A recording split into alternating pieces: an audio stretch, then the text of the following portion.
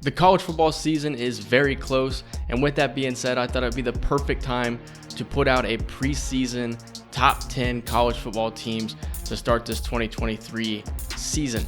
So I know this isn't what you guys are used to seeing here on the channel. You're used to seeing the Cincinnati Reds franchise or a Madden 23 franchise, but unfortunately, due to other circumstances in life, I've had to discontinue those series because they are too time consuming. But I didn't want to completely give up here on the channel. So that's why I'm going to be doing college football content here on the channel now, along with NFL content and baseball content. But without further ado, let's get this top 10 started off with number 10, the Oregon Ducks. The Oregon Ducks are a team who went 10-3 a year ago with first-year coach Dan Lanning. I mean, this is his first team that he's coached at the FBS level, and he did pretty good. I mean, you go ahead and look at the 2022 Oregon schedule, and they lost their opener against Georgia 49-3, and everybody was like, wait a minute, this Oregon team is terrible. It was either that or the Georgia team was just incredible. We later learned that the Georgia team was incredible, and the Oregon team would win out until they eventually lost to the Washington Huskies 37-34, and then they would lose their finale against Oregon State 38-34. Had they beaten Oregon State and Washington, this is a team that probably would have made the playoff. They went on to win the Holiday Bowl against North Carolina and was probably going to be the first, I was going to say the first two quarterbacks taken in next year's draft, but we're forgetting one who plays for the USC Trojans. Looking at the Oregon Ducks returning production, they returned about 65% of their production from last year. This is an article here on ESPN from February, so this is probably outdated due to transfers and stuff like that, but at the time that this article was made, they would be returning about 65% of their production, and that's 65% on offense and on defense, which is good for about 54th in college football. Among their returning players is senior quarterback Bo Nix, a guy who has potential to be a Heisman winning quarterback and to potentially be a top quarterback taken in the upcoming draft. Last year, he threw for 3,500 yards, 29 touchdowns, 7 interceptions, and had himself a really good season. He also added 510 yards on the ground, along with 14 touchdowns. So Bo Nix is the key piece to this team, a Heisman contender, a top draft pick contender. I mean, could he lead them to the promised land? Looking at their schedule for 2023 season here, the start of the season looks fairly easy. You got a game against Texas Tech, but then after you get your bye week, you gotta get the tough part of the schedule. You got a game against Washington, a game against Utah, a game against USC, and a game against Oregon State. Clearly, the toughest game on this schedule is the one against USC. Will probably be a primetime matchup, college game day type of atmosphere. They have a really tough schedule. You know, if they can come away winning half of those ranked games after their first bye, then I think this team could easily be a 10-2 team. Now, if this team struggles to win those games, especially the ones on the road against Washington and Utah, this is a team that I think could probably win 8 games. So I see Oregon winning anywhere from 8 to 10 games. You know, to reach their full potential, they're going to need to find out who is going to be among the supporting cast with Bo Nix to lead this team to the promised land. Coming in at number 9, I have the Clemson Tigers, led by Dabo Swinney, who has been at Clemson since 2008 and consistently has put this team on the map and put them in contention. Last year they went 11-3, and recently it felt like the Clemson Tigers team, you know, since Trevor Lawrence left, has been kind of lackluster. They put together a really good first half of the season, played in a lot of close games, but they were able to be undefeated until they lost to Notre Dame 35-14, in which was a terrible outing for DJ Uyunglele. And then they lost the season finale game against South Carolina 31-30. And then they lost in the Capital One Orange Bowl against the Tennessee Volunteers 31-14. So, you know, some really bad losses on their schedule, but if they can overcome those bad losses, I think this is a team that could be really good. They returned 69% of their production from 2022, 64% on offense, and 75% of their defense, which is good for about 36th in college football. One player that they returned but was not their starter to start the season last season is Cade Klubnik, former 5-star quarterback. Last year threw for 697 yards, 2 touchdowns, 3 interceptions. So the sample size is real small with Cade Klubnik. When he did come in, he did look pretty good at times, but you know, he's still young, so it's still kind of hard to tell how Klubnik's going to play and how he's going to be able to lead this Clemson team. But he is a key player to their success in 2023.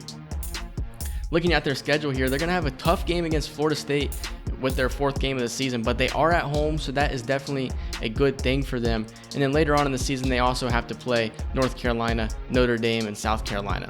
I think the biggest game on this team's schedule is probably the 4th game of the season against the Florida State Seminoles. If they can beat this team, there's no reason that Clemson can't go back to their 12-0 ways and sneak their way into the playoffs and then lose, obviously. But no, I'm just kidding. But I do think that this Clemson team could put together a 12-0 regular season. That is, if they can get good production out of Cade Klubnik and get good production out of the rest of the team. I think that's the biggest question mark, is how does a young core, fuse together to find success throughout the season. Coming in number 8, I have the Tennessee Volunteers, led by Josh Heupel at the head coach position. This will be his 3rd season. This is a guy who likes to spread it out, put up points, and pass the ball all over the field. And we saw it last year on display as this team defeated Alabama 52-49 in what was probably one of the best games that we saw last season. Not to mention they throttled LSU 40-13 last year. The 2 games they lost were against Georgia and South Carolina. The game against South Carolina was just a very bad loss. But against Georgia, they kind of held their own. They played really good defense. And we just mentioned Clemson. They knocked off Clemson in the Orange Bowl 31-14. This is a team who is going to be without probably one of the best quarterbacks the team has seen since Peyton Manning, but they do have some good returning value. 63% of their returning production is back this year, 57% on offense and 69% on defense. The guy who's going to be running the show behind center is senior quarterback Joe Milton. I am a Michigan football fan, so I've had a lot of high praise for Joe Milton when he was recruited to play football at Michigan. It didn't really work out, but he's going to finally get his chance next season with Tennessee. We look at the game against Clemson in the Orange Bowl. He threw for 251 yards, 3 touchdowns, no interceptions. What a game it was, a 178.5 rating. So Joe Milton is probably the most important player to this team's success this year. And then you look at their schedule this year as well. It's a pretty easy schedule until you hit, their bye week, and then afterwards you're going to play teams like Alabama, Kentucky, and then of course you're going to play number 1 Georgia. And that's where it's going to get a little bit tough, is how can you perform against guys like Alabama and Georgia? Other than that, I think you can handle your own against Kentucky, against Texas A&M, South Carolina. I believe they can. If they are able to beat the teams they're supposed to beat, and they can potentially win 1 of 2 against Alabama or Georgia, this is a team who on the highest end could potentially win 11 games. Worst case scenario, I think this is a team that wins 7 to 8 games. Like I said, the biggest question mark though is how is Joe Milton going to fill in and perform to help this team succeed. Coming in at number 7, I have the TCU Horned Frogs. As much as it pains me to say it, as they are the team that knocked off my Michigan Wolverines last season, they are going to be the 7th best team coming in this year. It's kind of out of principle though. This is the 3rd season for head coach Sonny Dykes. Somebody who led this team to the promised land last year. Unfortunately, it just didn't pay off as they lost the Big 12 championship against Kansas State. It didn't matter. They still snuck into the playoff and beat Michigan in a thriller 51-45. And then the national championship, nobody can really understand what kind of happened in that game. 65-7. It just doesn't make any sense no matter what way you look at it. This TCU team was really good in the regular season. There is no way that they should have lost that game as bad as they did. I think that's the biggest win that Georgia had all season. So, it's not really indicative of the season that TCU had.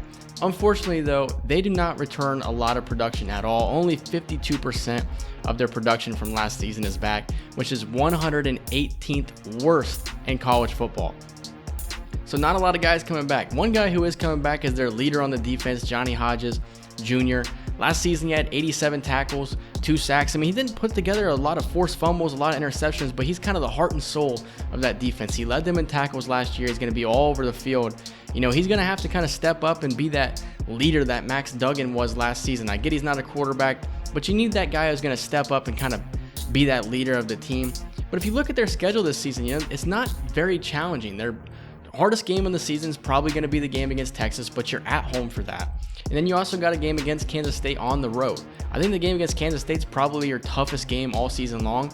Even though this TCU team is not going to be the team it was last year in 2022, I still think this is a team that can win anywhere from 8 to 10 games.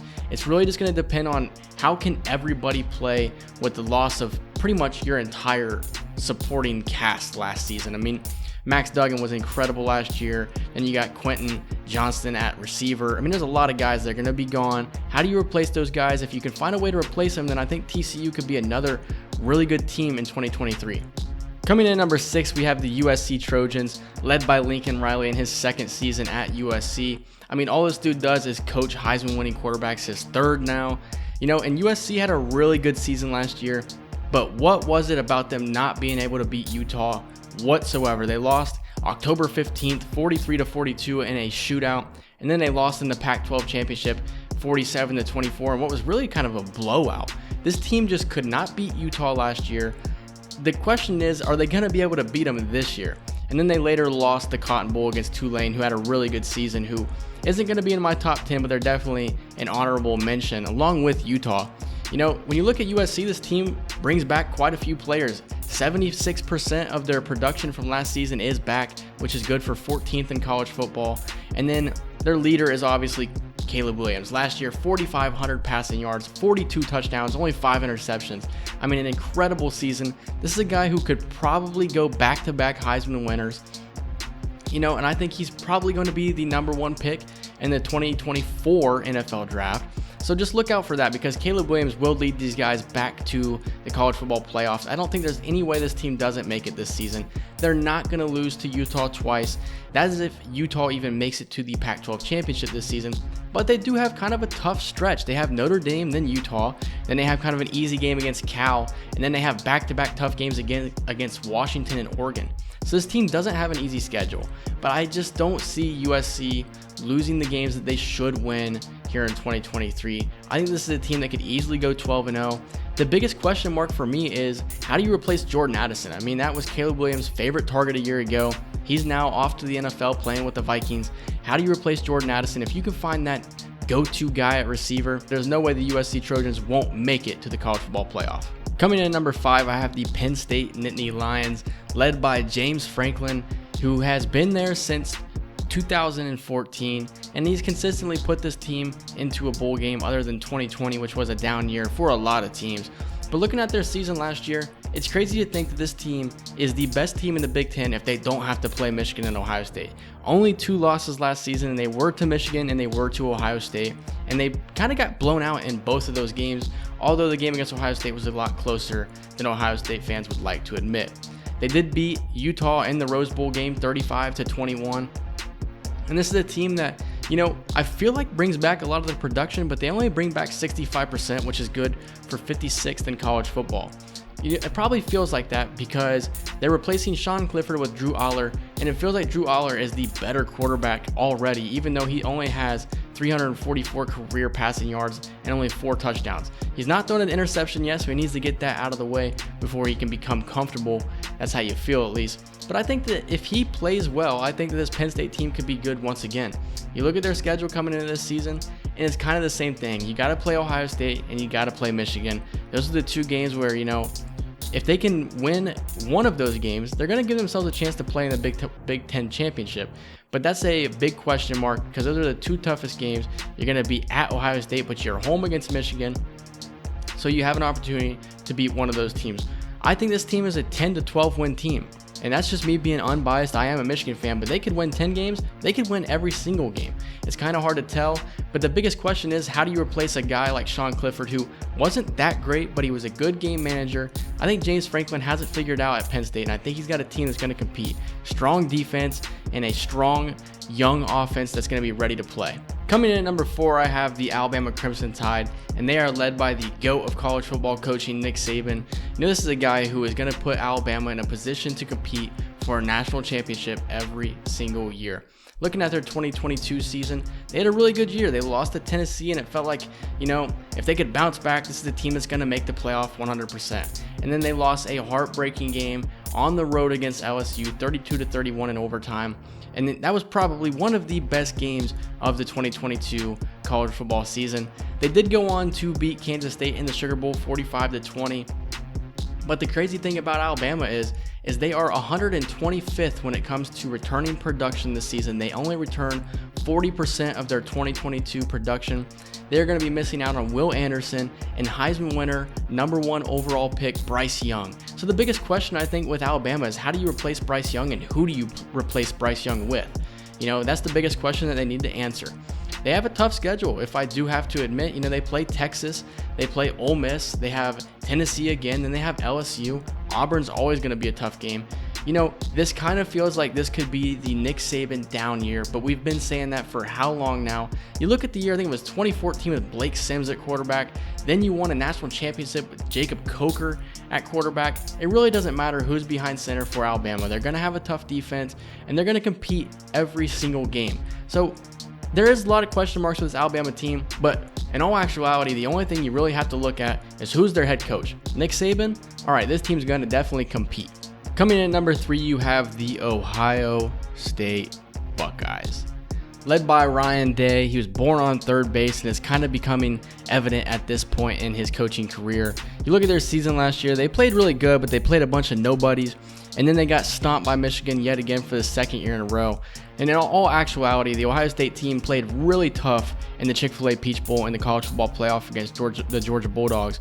They were a made field goal away from going to the national championship, and to be honest with you, they probably would have beaten TCU. So thank you, Georgia, for not embarrassing Michigan fans. But at the same time, this Ohio State team is a pretty good team. In all actuality, my bias aside, they bring back 67% of their 2022 production. Something that they don't bring back, though, is CJ Stroud, who went top 5 in this past NFL draft. But they are going to have Kyle McCord battling it out for a starting quarterback position. Last year, 190 passing yards, 1 touchdown, no interceptions. Not a lot of playing time, so it's kind of hard to tell, who's going to win that battle. Devin Brown is another guy who's also battling for the starting position, but it's kind of undecided so far on who's going to be the starting quarterback for Ohio State. When you look at their schedule this season, they do actually have to play Wisconsin this year, and they have to play Wisconsin on the road. They also play Notre Dame on the road, so that's going to be tough. And then they have Penn State, and they also have to go to Ann Arbor and play Michigan. When I look at this Ohio State squad, it's kind of unfamiliar for me because I've never seen a situation where the quarterback decision just didn't seem like they had a guy that was really meant to win a lot of games, if that makes any sense. CJ Stroud, we didn't know a lot about him, but once he got into a rhythm, you were like, okay, this guy's pretty good. Kyle McCord, I just don't know anything about him. It's hard for me to judge if he's going to be able to get it done or not. So that's the biggest question with Ohio State is how is Kyle McCord going to play if he even wins the battle? And then when I look at their schedule this season, I see a team that could potentially win 8 games and then a team that could probably win 10 or 11 games. They're not going to beat Michigan, though. I am going to, bias aside, I don't think that they're beating Michigan on the road. But this is a team who probably could have a down year. I don't want to jump the gun a little too much, but we'll just have to wait and see how's Ohio State going to play. Coming in at number 2, you have the Michigan Wolverines. I wanted to put them at number 1, but I just couldn't do it. Jim Harbaugh is the head coach. He's been there since 2015, and he has really done a good job these past 2 years. 12 wins in 2021, 13 wins last year. You look at their schedule last season, they dominated the entire season.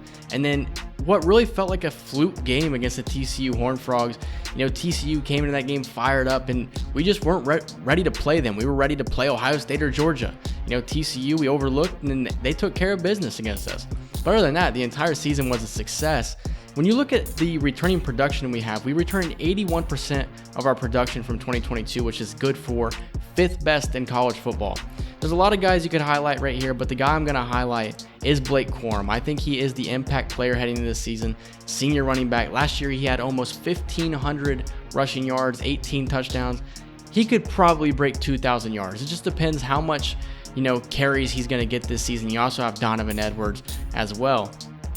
J.J. McCarthy's the guy you probably could have highlighted as your impact player, which he probably is when it really comes down to it, because you're going to need to be able to pass to win a national championship. When you look at the 2023 schedule here for the Michigan Wolverines, it's very easy. When I look at the last 3 games is where I think you get into a tough situation. You got to go on the road and play Penn State. They're a really good team. And then right after that, you have Maryland on the road. You don't want to overlook Maryland because they're going to be a good team. You got Tua's brother playing at quarterback there. You just come off a tough game against Penn State on the road. And then you got Ohio State the week after next. Don't overlook Maryland, and I think Michigan goes 12-0. I think that's what it's going to take. You just cannot overlook Maryland. The biggest question mark for Michigan this season is how are they going to respond the first 3 games against Eastern Carolina, UNLV, and Bowling Green without Jim Harbaugh. If you guys didn't know, Jim Harbaugh has been suspended the first 3 games of the season for selling cheeseburgers to a recruit. It's ridiculous. But at the end of the day, I don't think it's really going to bother them at all. If anything, it adds fuel to the fire, and it's going to propel Michigan to a 12-0 season. And in my humble opinion, I think a national championship appearance finally. And finally, coming in at number 1, if it wasn't already obvious, it's the Georgia Bulldogs led by Kirby Smart, an 81-15 record in his career as a head football coach. You look at their season last year, they dominated the entire season. They didn't lose a single game, and then they obliterated TCU in the national championship like I mentioned earlier. I mean, nobody even came close to competing against these guys. The best thing for college football is they only returned 61% of their production from a year ago, which is best for 80th in college football. You know, I could try to highlight a player or two, an impact player. I think that's the key to victory for them, but I don't think I need to in this situation. You have Kirby Smart at head coach. This is a guy who, in my humble opinion, has taken over as the number 1 coach in college football. Move aside Nick Saban, I think it's time for Kirby Smart to take over. He's won 4 straight bowl games. He won a Sugar Bowl, Peach Bowl, Orange Bowl, Peach Bowl, and 2 national championships in a row. So, I mean, it's not really a question on whether Georgia's going to be able to get back to the college football playoff. The question is, are they going to be able to win their 3rd straight national championship? They have an easy schedule. It's easier than Michigan's, if you can believe it or not. And I'm a Michigan fan, and I'm not afraid to say Michigan's schedule is easy. But I will tell you that Georgia's schedule is very easy. They're not going to really have to play anybody until the SEC championship game. And even then, I don't even think it's going to be Alabama. So with that being said, I do think that the Georgia Bulldogs will go 12-0, and I think that they will go back to the national championship. My only hope is that it's against the Michigan Wolverines, and then that will complete the season. So I hope you guys enjoyed this. That is the top 10 for the upcoming college football season.